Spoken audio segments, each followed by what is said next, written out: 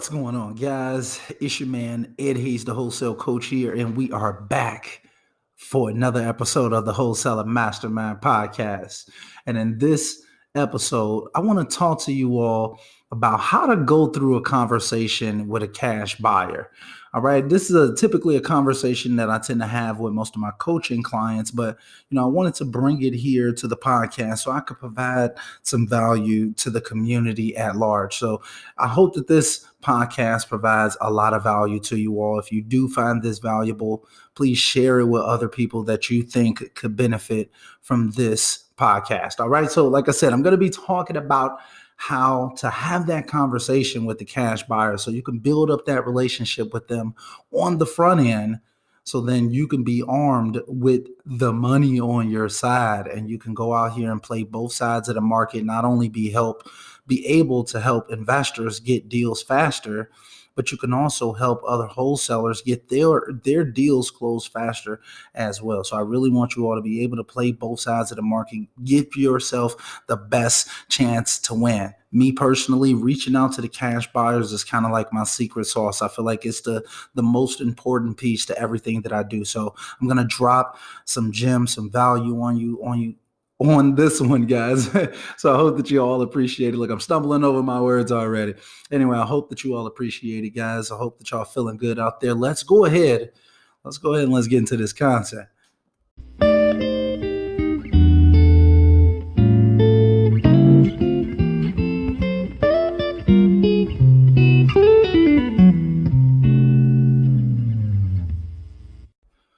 All right, so let's just go ahead and get right into it. So one of the first things that I want you to have in the back of your mind is that when you're on these calls is that there's typically a power dynamic at play, right? So most of these people that we're talking to, these cash buyers, they tend to have been in very dominant positions in life, or people tend to act subservient around them. But I want you all to fight that urge of like feeling like you have to be subservient to them. And I want you all to be the professional on these phone calls. And I want you all leading them through this process. All right. Like you want to be the professional. You want to be the one who's asking all the questions. All right. You want them doing all the talking. And how you get them talking is by asking great questions. So typically how I'm starting off that conversation is like, I don't want to start off by asking like, hey, is this John? It's like you've already shot yourself in the foot if you're starting off like that. So how I like to start off is, hey, John. And the difference in the psychology is dramatic, honestly. It's like, so, when you're just calling them and you're like, hey, is this John? That instantly makes them think like, oh, this person doesn't even know me, click, or you know what I mean? Like they're instantly trying to get off the phone with you. Whereas, if you're calling saying, hey, John, then they're thinking like, oh, do I know this person? Or am I supposed to know this person? Like, yeah, this is John. What's up? Who's this? Something around those lines. So typically, most commonly, what people are gonna like respond back with, it'll pretty much, the conversation will pretty much go something like this. It'll be like, hey, John. They'll be like, yeah, this is John. Hey. And they'll be like, I'll be like, hey, John, my name's Ed Hayes. I'm just reaching out to you because I saw you had a property listed on InterSource where you got your leads information from. I like to use Go Section 8. So I'll typically be like, yeah, hey, John, my name's Ed Hayes. I'm just reaching out because I saw that you had a property listed on GoSection8.com. And I was reaching out to try to see if you were interested in purchasing any more properties. And I was just reaching out to try to see if you were interested in purchasing any more properties. Pretty much like, so that's how I like to do it. But you got to kind of make sure that you stick the landing. So let me try that one more time for y'all, for the podcast, one more time for the team. So it'd be like, hey, John. They'd be like, yeah, this is John. I'm like, hey, John, my name's Ed Hayes. I'm just reaching out because I saw you had a property listed on GoSection8.com. And I was just reaching out to try to see if you were interested in purchasing any more properties. Bang, stuck the landing. And you all have to stick the landing, because if you don't, then 60 to 80% of those people, I promise you, will just say no by default just because you're stumbling over your words. So try to make sure that you kind of get in that intro, right? And you can kind of word that however you want that feels most comfortable for you. Remember, those are my words. So like, you can kind of write this down and be like, okay, I'm going to kind of use this as a script, but you don't necessarily have to. Like, you can kind of reword that however you want to, but I will try to make sure that I put the link to the cash buyer script that I have down below. The one that I created is, or you could just go to the website. It's edwardhayes.org/cash buyer script. Anyway, so after that point, like, pretty much most people are going to respond back with one of three responses. It's either going to be yes, no, or what do you got? Right. So how I like to approach a yes scenario would be like, okay, John, well, perfect. Like, if you have a few minutes, I'd just like to ask you a few questions so I can make sure that I can bring you the types of properties that you're most interested in.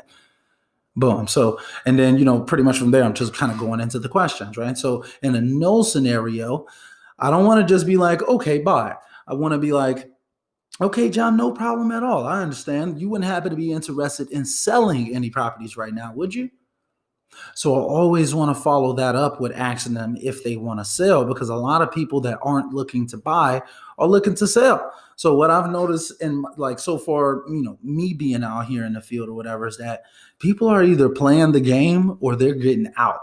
Not too many people kind of linger in the middle. So you always want to make sure that you ask that question, because if you don't, you can end up missing on like a whole portfolio deal. They're like, you know what? I actually do want to sell 22 properties. So you never know, right? So don't pass up on those opportunities to follow up right there in the no scenario.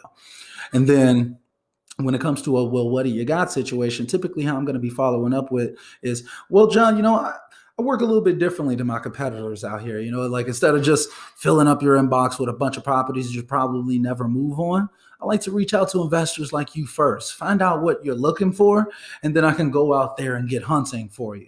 So if it's all right with you, I'd just like to ask you a few questions so I can make sure that I can bring you the types of properties that you'd be most interested in. So boom, like in that scenario, you see, I hit them with a question at the end. I like re-wrapped it back around to the original reason why I called, because they asked a question. So that's a technique called looping. So I highly recommend that you all, like, whenever you get asked a question, always loop it back to the reason why you called, because if you don't, then people tend to end up asking you additional questions just by default, just automatically. So you always want to make sure that you are in control of the flow of the conversation. All right. So pretty much from there, you want to continue the conversation, right? And so, like, also I should mention, like, in that last scenario, typically, like, you're just keeping up with everything that they tell you at that point. They're usually like super impressed, and they're like, okay, well, yeah, I want 3-bed, 2-bath, brick properties over here, da da da da. Like, they're giving you everything that you could possibly need to go out there and get hunting for them most of the time. So make sure that you have pen and paper, or, a Google Doc opened up or something like that, so you could take detailed notes on what they're saying. All right. And I'm going to kind of follow up with that in a little bit, a little further on in this podcast. So also, all right. So pretty much, like, we're at the point where now you pretty much want to be going into the questions.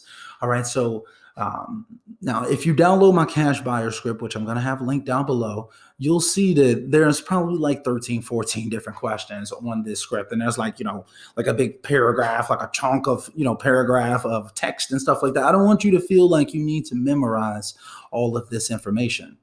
I believe that what's more important is that you understand the basic points that you need to be getting from this buyer to understand what their criteria is. So what I want for you all to do is pretty much just write down these bullet points that I'm going to give you and let that guide you through these phone calls with the cash buyers. I'm going to break it all down for you.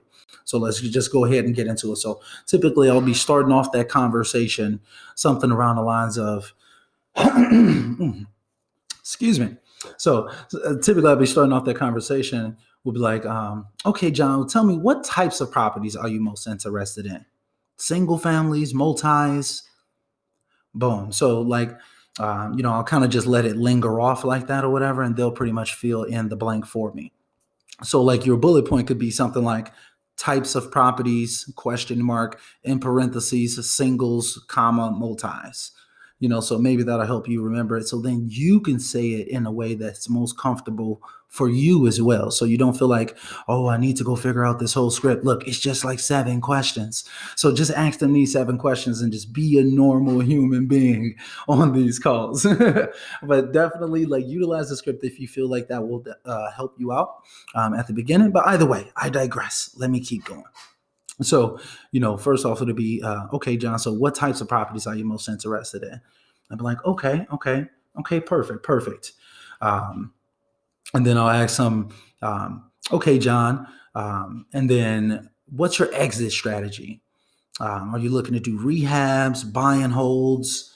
And I'll kind of let it linger off again in that scenario as well, and they'll fill in the gap for me. So, and then after that, I'm typically going to be asking them, okay, and what areas do you like to invest in the most? Or what's your preferred location? Something around those lines. What area? All right. So a lot of times when you ask that what area question is, that's when you tend to get a lot of cliche answers like, I'll buy anything, anywhere, as long as it makes sense. And a lot of times what I've noticed is that that's just not true. Like most people that are buying, they have vision. Like the best buyers have vision, y'all. So keep that in mind. Like it's not like you have to pull teeth for the good buyers. Like I said, you're just keeping up with everything that they're telling you. You're like trying to write down everything, scribbling everything down. The people who tend to say like, I'll buy anything anywhere, they tend to not have vision. They tend to like, to me, that almost translates to, I don't buy anything ever. Like that's what I kind of hear when I hear that. So the next question that I'll always follow up with, even if they do give me areas that they like, I'll always like to follow up with, okay, and what are some areas that you like to stay away from? So I think that helps out a lot when you're asking that question because, a lot of those people who are like, I'll buy anything anywhere. Like when you ask them like, okay, well, what areas do you like to stay away from? They'll be like, well, actually, I don't like to buy in so and so and so and so and so and so and so. So you're like, oh, okay. So he was lying to me. No, not that they was actually lying, but it's like you end up getting a lot more intel when you ask them that follow-up question. So make sure that you always ask them that as well. That's like question number 4, I guess, something like that. So then the next question that I'll ask them is, and what's your preferred purchase price? And then they'll typically give you a range for what they're comfortable with spending or just like a cap number. And then they may even break it down even more like, oh, it's got to be X amount, like total all in cost, or, it's got to be like no more than 50 for rehab and it's got to appraise for this. And just make sure that you're taking down detailed notes, as I said before.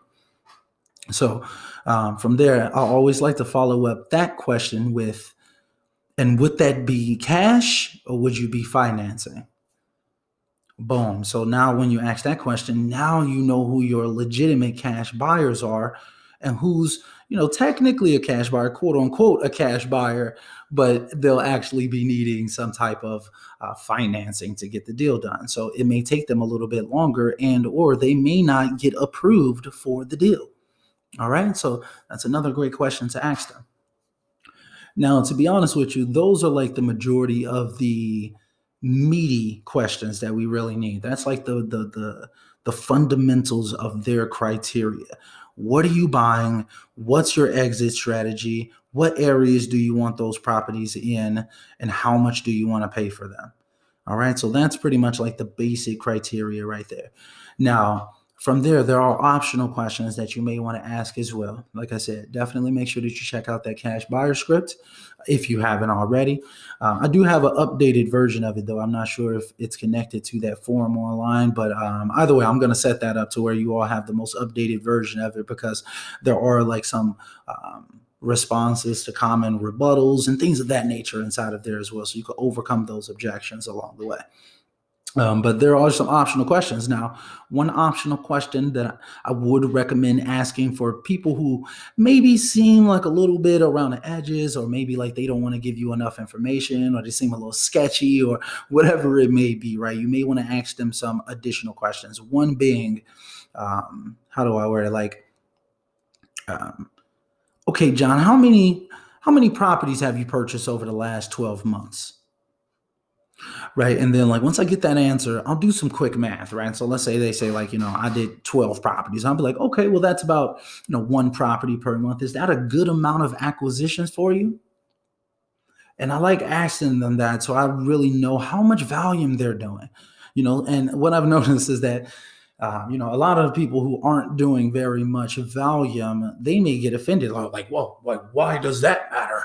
Da da da da da.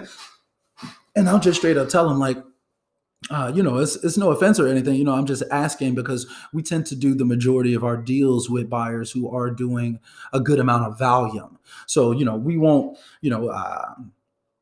take you off the list or anything like that if you're not doing less volume. It's perfectly fine. We just want to get an idea of where you are right now and where you're trying to go. We're trying to help you get there. Pretty much something around those lines. Right. So, still keeping it friendly and casual. But that may be a question that you might want to ask to some people who seem, like to where you just feel like you need to ask them more questions. You may not feel super comfortable. And it's really important, I feel like, to kind of go off the vibes. Don't just take what they're saying, but really analyze like how you feel from them, and like, do they sound like they're a good person? Are they saying racist stuff on the phone and, things like that or whatever? Kind of keep all of those things in mind because, that's how they're going to do business is that's how they're talking to you on the phone. So you go with the vibes, trust your instincts, and only put people into your official cash buyers list that you trust and believe can legitimately make it to the table with a check if you were to present them with a property that matches their criteria. I think that all of this stuff is super, super important to kind of take into consideration. So I'm giving you all some golden gems right here that you will probably never hear me post anywhere else, honestly, just because this is the game right here, honestly. But anyway, I want to give you all some more tips and some more strategies, some of my ninja secrets and tips or whatever for things that I like to do on those cash buyer calls to ensure that I'm getting the best results. So, excuse me. One of those things that I would recommend that you all do on those calls is a technique called mirroring. So I gave you that technique earlier where it's called looping. Well, this technique mirroring is pretty much how it sounds or whatever, where like you're becoming a mirror of the person that's on the phone. One of the truest things that I've ever known and realized and heard about in real estate or just in general in business is that people like to do business with people that remind them of themselves. People like to do business with people that remind them of themselves. All right. Always remember that. So when I'm talking to someone, I want to match their energy. I want to match that tone that they're talking with on the phone. So, if I'm getting on the phone and this 86-year-old lady picks up the phone, she's hello, and she sounds like she's pretty low energy and maybe she's kind of tired. She just woke up, whatever it may be, right? Or she's just like a low energy type person, or a guy that's a low energy type person. Then I'm gonna bring down my energy some. I'm gonna slow down some and articulate my words better. Like, you don't want to get on the phone with this old lady and she's talking super slow and you're talking really, really fast and super salesy, like some type of city slicker. You know what I mean? Like, that's not gonna appeal to them. People want to do business and like to do business with people that remind them of themselves. So you want to slow down some, right? In that scenario. But whereas if you're talking to some type of macho man or something, he's all turned up and he's like, man, what type of properties you got, man? Da da da da da. And he's like, he's all lit and asking you all of these questions and y'all turned up on you or whatever, then you may want to bring your energy levels up too. Like, hey man, I hear you, John. Hey, look, trust me, I'm gonna have you something soon. Trust me. Hey, look, I'm just getting to know you, man. Like things like that, where you may want to be funny or try to match that higher level energy that person is coming with, so you can appeal to them in that scenario. All right. So that'll make them think like, oh man, I would have said something like that. And you'll end up relating to them better. So mirroring is a great tip, a great strategy on how to build up higher level rapport with the person or the people that you're talking to when you're going out here building up relationships with buyers and sellers for that matter. Definitely always use mirroring. Now, I wouldn't even call this like a technique, but kind of like, I feel like the mind state that you have to really get good results in this business in general is that instead of looking at these cash buyers as like a money pot or like, oh, this person is going to turn into $10,000 down the line or da da da da, something like that. I think you need to genuinely in your heart come from the perspective and the mindset that I genuinely want to help people. I'm going to help these investors build their wealth. And in turn, I'm going to be able to build my wealth because I helped other people do the same thing. So that's how I want you all to think about it and how to focus on it. Because when you come from an attitude of selflessness and you genuinely want to help people, it's like you approach it so much different. It's like it's impossible for you to be scared about how you sound on that phone call and also genuinely be trying to help the person on the other line. So it's like your brain can't worry about yourself and someone else at the same time. Like if you saw a little kid in the middle of the street that's about to get hit, you wouldn't be thinking, oh, do I have a booger in my nose? Am I going to get judged once I save this child? No, you would just be actually trying to save the child. And that's how you have to think when you're on these phone calls with these buyers. You have to genuinely think like, how can I serve this person and help this person, help them build their wealth? And in maybe even bigger ways and different ways than what you're even thinking about right now. Excuse me. So you may have skills and talents right now that are perfectly suited to what they need right now. It may not just be the wholesaling stuff, right? It can be other things. Maybe you're an accountant and they desperately need that. And just because you're building up great rapport and like figuring out like how can you help them genuinely and be of service to them, now you're figuring out ways to be of more service, and now you can help them on the accountant end and as well as on the wholesaling end, on the real estate end. So I really want you all to think outside of the box when it comes to giving value. And that's I guess that's kind of like another thing as well, is like you really have to think outside of the box, so I want you all to purposely find ways to build rapport with that buyer. Don't make it just about the real estate. You have to get creative out here. It's not like super hard. I'm not saying like anything like super special when I say like get creative. What I really mean is like, if you're talking to a buyer and they're like, yeah, my wife, so and so and so, maybe ask that buyer like, what's your wife's name? Something like that. Take note of it while you're talking to them on the phone. Then the next time you talk to that buyer, be like, hey man, hey Bob, how's Margaret doing? Right? So it's like, who else is building up that type of level of rapport? No one. So it's like, if you were the one who's putting in that type of level of rapport, they're going to remember you. They're going to want to do business with you because you remind them of themselves. You get what I'm saying? So it's like all of this stuff kind of coalesces. This is all psychology, as some of you all may know or may not know, but I do have a degree in psychology, and I've been studying psychology and people ever since I was literally 12 years old. I've been deeply studying people for literally like 2 decades now. So like some of this stuff, if like I just know intuitively because I've been using it in my life, but we're not even thinking about it, after all of this time. But other things, I've taught other people, and I know that these strategies work. But the most important thing in life in general, just attracting things into your life, the most important thing is that you're doing it with a spirit of selflessness, that you genuinely want to help other people. You can't just see them as a number sign. And you're not just doing this to build up the list, quote unquote. You're doing this to establish genuine relationships with your investors, with people who are going to make a difference in your financial future going forward. And you're going to be doing the same thing for them. Right. So you are going to be helping each other, and it's going to be a mutually beneficial situation.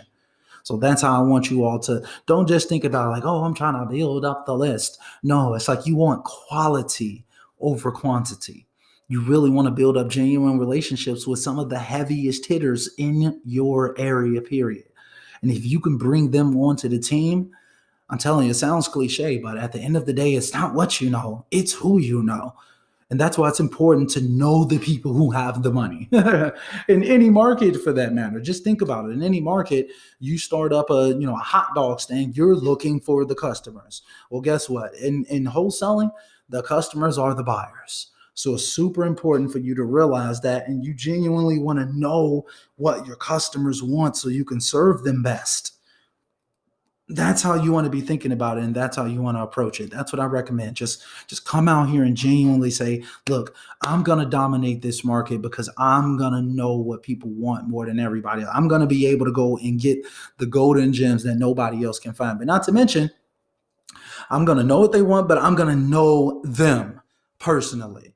So a lot of people just say that, oh, if it's a good deal, anyone will buy it. That's just not true, because what Sally wants is different from what Bob wants versus what Mark wants and what Justin wants. You get what I'm saying? Some people want mobile homes. Some people want land. Some people want single family. Some people want multis. So you can't, and then some people want to buy in the hood. Some people would never buy in the hood and would only buy in affluent neighborhood. So it makes absolutely no sense to say if it's a good deal, quote unquote, that someone will buy it. If you've never talked to any investors in your area, you have no idea what a quote unquote good deal is.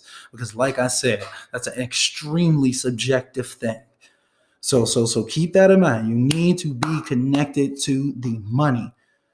So I hope that these strategies really, really help you all along the way. I see we had like 24, 25 minutes in this podcast already. So I don't want to hold y'all here all day. I may do like a part 2 to this where I deep dive a little bit further into the phone calls and stuff like that or whatever. But I think I want to wrap this up here, guys. I think I've given y'all some of my best juice that I love to have this conversation with my coaching clients.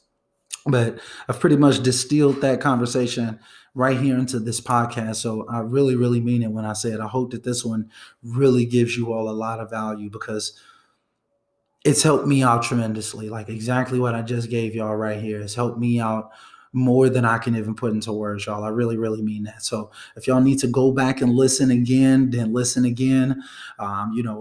Take notes. You feel me? Like that's what I would highly recommend. Go back through this again, take notes, and share this with other people, y'all. Like share this into some Facebook group, share this on your personal page, whatever it is. Just share this with other people that you know could benefit from understanding how to go about these cash buyer calls, how to bring people onto your list, the importance of building up the buyer list first, all of that stuff, guys. And I really, really hope that the strategies help y'all out along the way, y'all. Keep building up those lists, keep rocking and rolling, and get this money, y'all, for real. It's right here for us. I don't know when you're listening to this podcast, but like the country is opening up right now. Like everything is kind of getting back into motion. Then again, though, cases are going back up and stuff like that. We got the Rona going on right now at the time of making this podcast. So, it's stuff going on, but we're going to work it out, guys. We're going to work it out. Deals are still cashing out on a daily basis right now. So make sure that you're putting in that work every day. Don't make no excuses. Get out here and make it happen, y'all. Put y'all all into it right now. 2020 really is that year that all of us should look back and be like, damn, I can't believe what we accomplished in 2020, for real. So anyway, though, y'all, I hope, as always, that y'all staying healthy, staying blessed. Make sure y'all wash y'all hands, man. Keep a mask on. Stay away from the Rona. And until next time, y'all, I'm out.